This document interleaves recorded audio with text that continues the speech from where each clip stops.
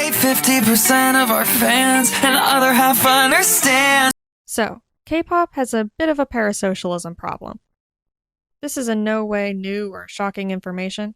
People have been discussing this issue for ages. But in the videos I've seen covering the topic, the issue is always somewhat brushed off as a personal mental health crisis. You know when you find a food you like and you end up eating it every day, not knowing it'll become your emotional crutch because you're going through a tough time? Or simple cringe behavior. I mean, how is any creator supposed to respond to stuff like this? And this is constant. This is mental health right here. This person is going to be someone that has to contribute to society somehow. Hopefully they're going to raise a family, but you know? It always seems to be portrayed as the individual fan's issue that, while potentially perpetuated by the company or artist, affects them alone. I'm here to say that this isn't the case. Parasocialism is dangerous, not only for the individual fan, but also for other fans and the idol themselves, and we need to start treating it as such. So, just a heads up, this video is dealing with kind of a sensitive and controversial issue, so I'm going to clarify some things right off the bat. First and most importantly, I am not a healthcare professional. I am going to give some opinions on things based on my own experiences, but these should by no means be taken as fact. If you or a loved one need any sort of help in regards to this issue, please seek out a real counselor or psychiatrist. Secondly, I am well aware that this issue is not limited to K-pop, and I'm not trying to throw K-pop under the bus and act like these fan bases are so much worse than Western celebrity scenes. I will be discussing parasocialism in Western fan bases as well. The only reason I'm theming this video around K-pop specifically is because in my own personal experience, I've found this behavior to be more widely acceptable than it is in Western fan bases I've been a part of. Fans ended up sending protest trucks to her agency. A subsect of fans had felt betrayed by her actions. How could you do this for all that we've done for you? The backlash became so bad that Karina had to come out with a public apology, apologizing for her decision to become romantically involved with someone that she was interested in. Yes, Karina apologized for being interested in another person. Again, this isn't to say that this doesn't happen in the West. Far from it. Using the Facebook account of one of the music video directors for Panic during the Pretty Odd era, which she hacked into, Chelsea messaged Ryan Ross and got his personal phone number and proceeded to spend 9 fucking months texting him, catfishing him, and pretending to be Brendan Urie. But in my experiences, it seems to be a bit more common and less taboo in K-pop.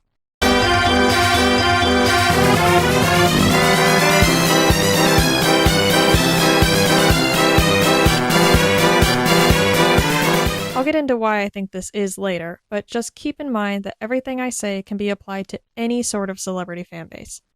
Thirdly, I am well aware that K-pop companies and their idols can make a lot of money by perpetuating these ideas. And while I'm no friend to K-pop companies, I am not trying to shame any artists, idols, or individual employees of these companies. Most interactions that idols have with their fans are standard for any celebrity. Hi! Long time no see! I'm good! How are you doing? I'm doing great! I'm happy to see you! I know what? I feel like it's been forever. I mean, we seen each other like... Yeah. You went to fan meeting? I did. It was so much fun. It was like far away though. Yeah. And even in the instances where I think they might have crossed a line, it's oftentimes in a situation where they've been put on the spot by a fan already crossing the line, and are just trying to not alienate their fan or get flamed on the internet for their response.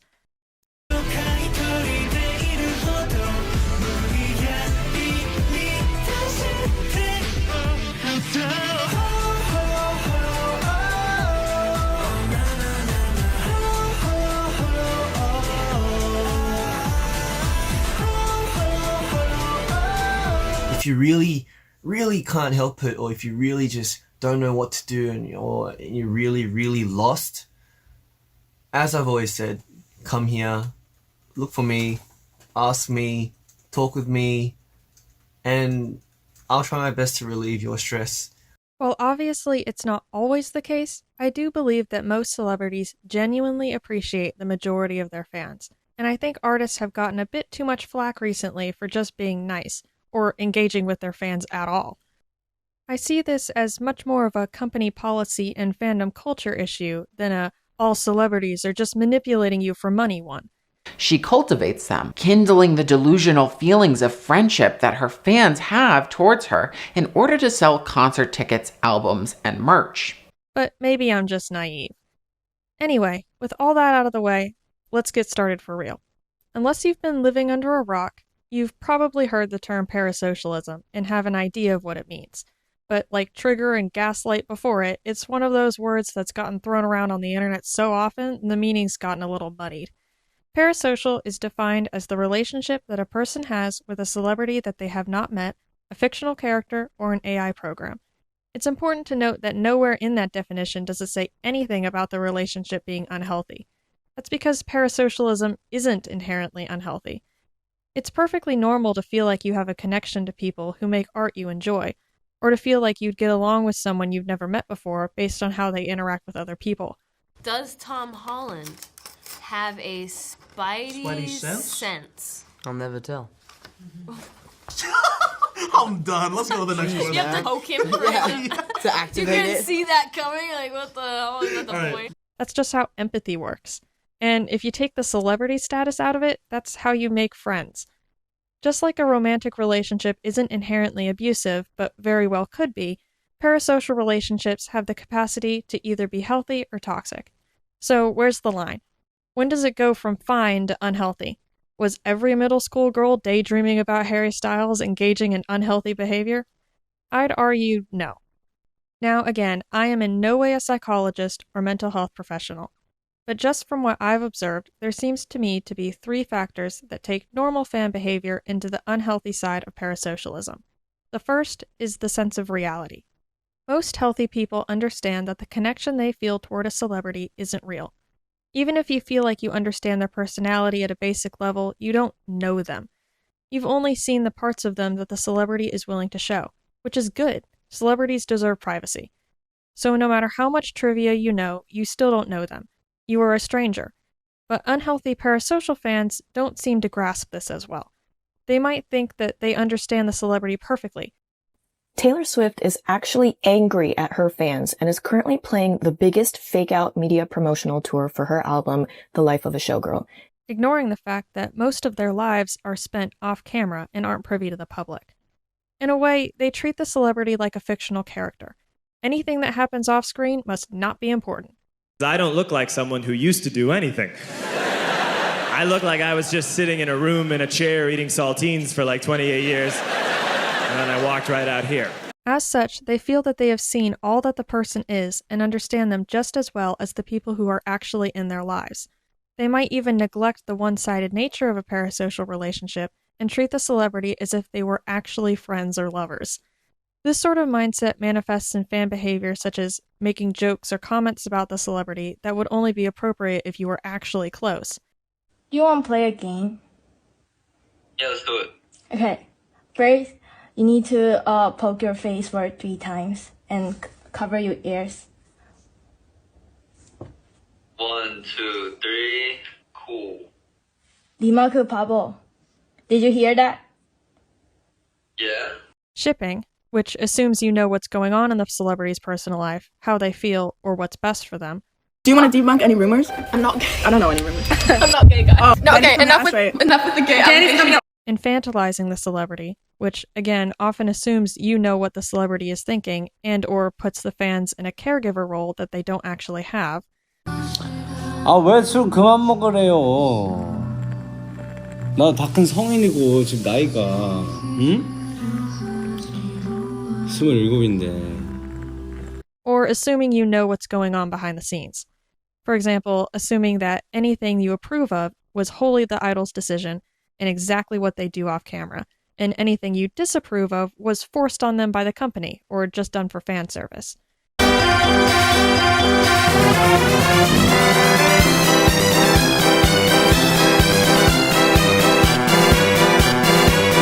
Jisoo could have just super simple styling, and despite having various brand deals and living out her dreams, fans will feel bad for her. Because YG is ruining her life by not ruining her hair.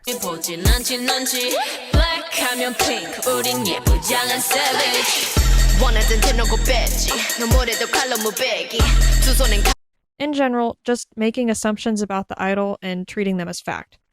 I'm not saying that speculating about what's going on behind the scenes is parasocial, as long as you recognize the fact that they are just speculations, and you don't, and probably never will, actually know.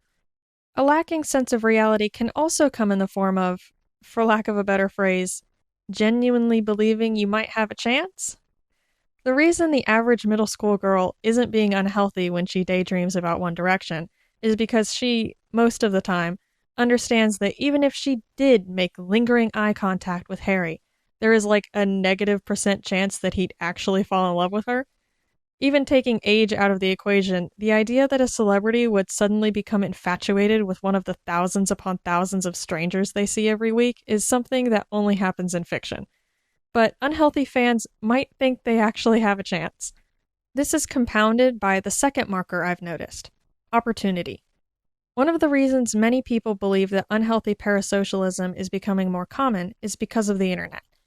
It is now possible to be noticed by a celebrity, not just at concerts or fancy Hollywood grocery stores, but at any time, from anywhere. I really want Jay Park to rule my fucking life. I want him to control everything I do and keep a damn GPS on me. I'll stay on my knees for him. Oh my gosh. The doors are always open. K-pop in particular has tons of ways that a fan could potentially interact with their idols. From fan meetings to fan calls to live streams to special messaging apps, the barrier between you and your favorite idol is a foot tall. This is why, in my opinion, K-pop seems to suffer from parasocialism more than Western artists or other celebrities. Most celebrities keep relatively to themselves outside of promotions, even in online spaces. Jack Black starting a gaming YouTube channel is the exception in the West, not the norm. This is my new YouTube channel, Jablinski. It's going to be bigger than Ninja. It's going to be bigger than PewDiePie. So what's Jablin, Jables? It's PewDiePie! But K-pop idols are always interacting with fans. And an unhealthy parasocial fan might see these interactions as opportunities to catch the idol's attention and for their fantasies to become real. The fan might view these opportunities as so probable that they neglect their actual real-life relationships in favor of the chance with the idol. And she arranged a few blind dates for me, but my heart is already taken by you.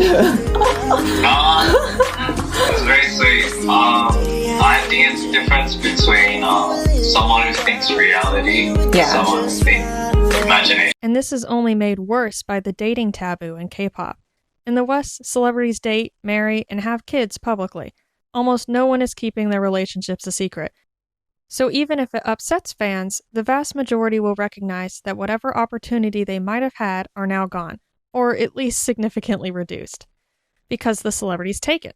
But K-pop idols are rarely allowed to publicly date, and rumors of relationships are squashed on all sides.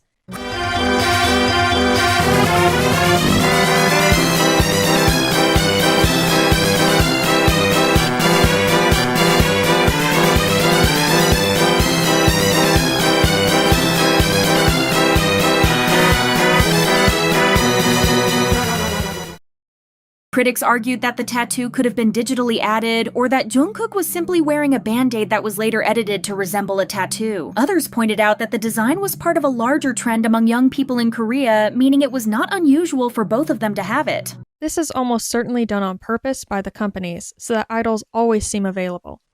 This is where you start to see fans monopolizing the idol's time, acting inappropriately. No, I didn't have dinner yet. I'm very busy. Okay, so you like to have dessert before dinner? And engaging in just straight up weird behavior. Okay, you are under arrest for being too hot.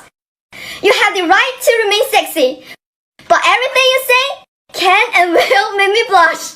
They view these interactions as possibly their only chance, so they do whatever they think is necessary to get the idol's attention, or to fulfill their fantasies regardless of any potential discomfort it causes for the idol themselves. Can you dot one more? 애가? 네. And it's this last point that reveals the third factor of unhealthy parasocialism: entitlement. Parasocial relationships are inherently one-sided. After all, it's hard to return the affection when you don't know the person exists. But again, unhealthily parasocial fans aren't accepting of this reality. The relationship feels real to them, so they feel like when they give the celebrity their attention and support, the favor should be returned somehow.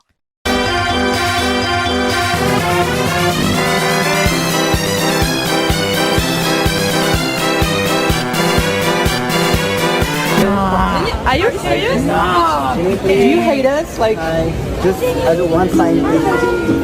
Jenny, really quickly, please. It's only a 3 stories. You can wait for months. It doesn't matter if the celebrity is uncomfortable, they are entitled to fan service. It doesn't matter what the celebrity wants, they should do what the fans want. I've mentioned, don't call me as oppa.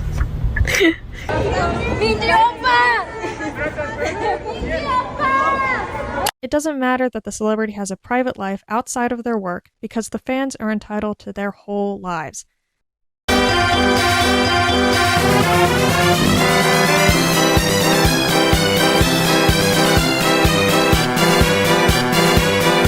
저기 연어 얘기하는 걸 제가 봤을 때는 안 좋아하시는 팬분들도 계실 거라고 그래가지고 그냥 얘기를 많이 안 하려고 했는데 사실 막 엄청 바쁜 텐데 막 언제 했냐 막 이런 얘기 많이 했는데 After all, the fans are the only reason the idol gets to live the life they do, so it's only natural that the fans get a say in every aspect of it, right?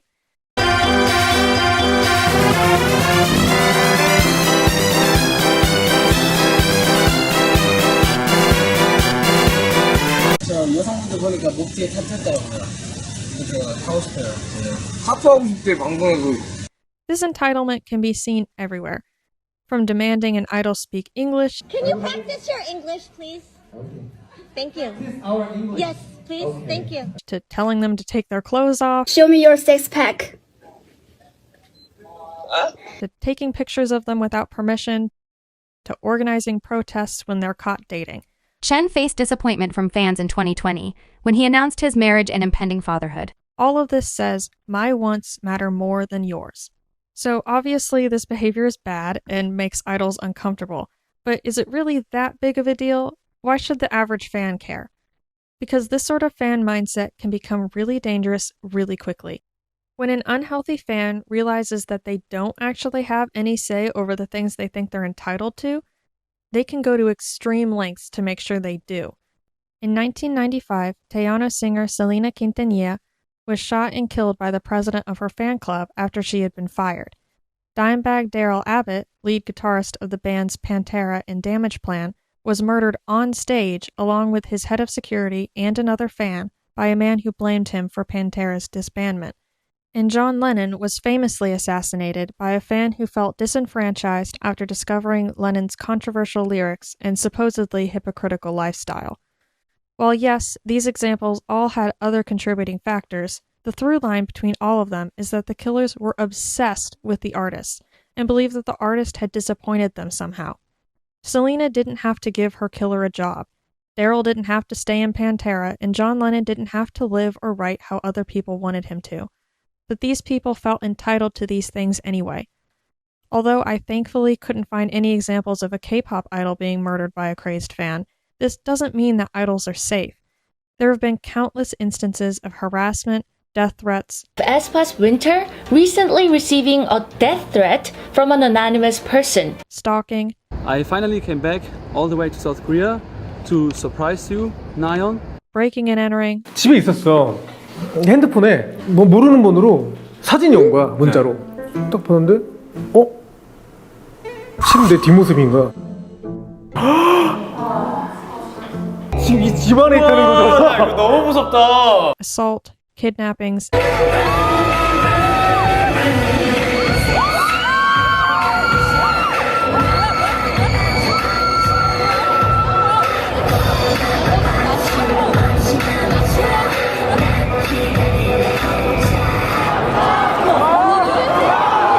And attempted murder. Yunho of TVXQ was given a bottle of orange juice while filming the variety show Heroin 6 for KBS. Yunho drank the entire bottle and it turned out that it had been mixed with super glue. Yunho began to cough up blood and vomit before he was rushed to the ER. Alongside the orange juice, Yunho had been given a letter saying that he could not dance or sing. Again, I'm not saying there aren't other factors in these instances, but parasocialism definitely plays a big part. K-pop spaces like to treat parasocialism and sasaengs as separate issues, but I'm here to say that they are inherently linked. Every stalker has to start somewhere, and that start is always going to involve feeling entitled to a relationship that isn't there. If we and K-pop companies want idols to be safe, then we need to create fan spaces that actively discourages parasocialism and all three factors that feed into it. So, what can be done? Your sense of reality is going to be dictated by you alone, so sadly, you can't help other people in this regard. But you can make sure that you yourself aren't crossing any lines into unhealthy territory. Yet again, I am not a mental health care professional. But my completely unqualified suggestions would be to set boundaries for yourself. For example, I personally don't collect photo cards. It's just not something I saw the point of when I got into K-pop, and isn't something I see as worth the money. So I know if I ever got to the point where I did start spending all sorts of money on photo cards, that it means I've become obsessed to the point where my values have changed, and I need to dial it back a bit. Each person's values and boundaries will be different, but just try to keep in mind what they are so you have some sort of marker for where you are mentally.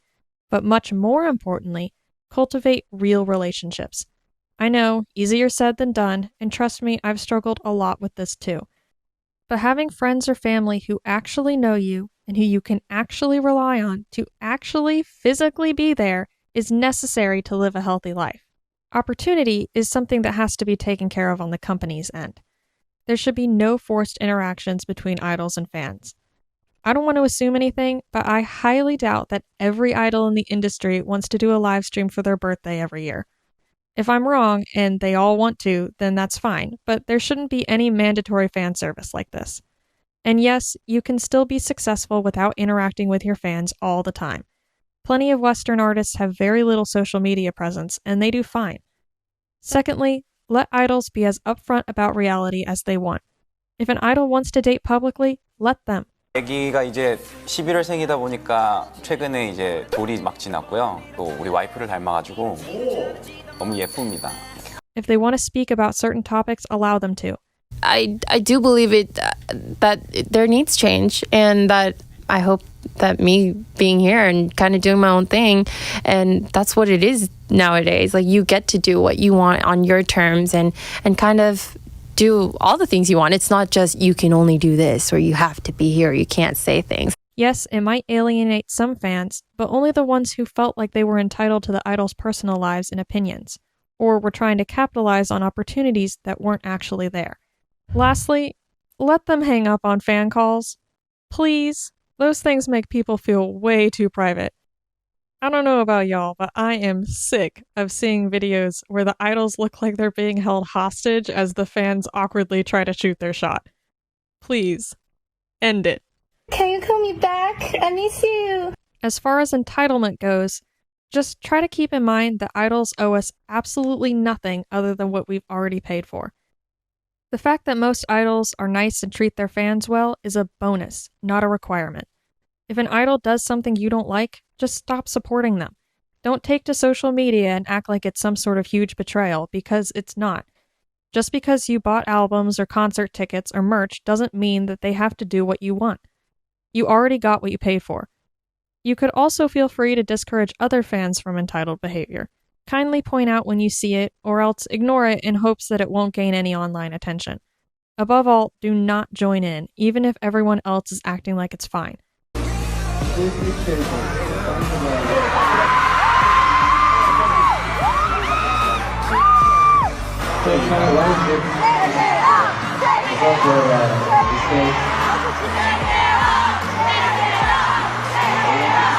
At the end of the day, always remember that these are real people with personal lives and inner worlds just as complex and important as yours. You don't know what they look like, and you do not deserve to. Let's try to treat others respectfully and create fandom spaces that are safer and more comfortable both for the fans and for the people we are fans of. If you've made it this far, thanks for watching. I know this isn't the most original video topic, but I feel pretty strongly about it, and I hopefully have addressed it in a way you haven't heard a dozen times before. Let me know what you think, and if you agree or disagree with the points I made. Like, comment, subscribe, share. Jesus loves you. Have a great day.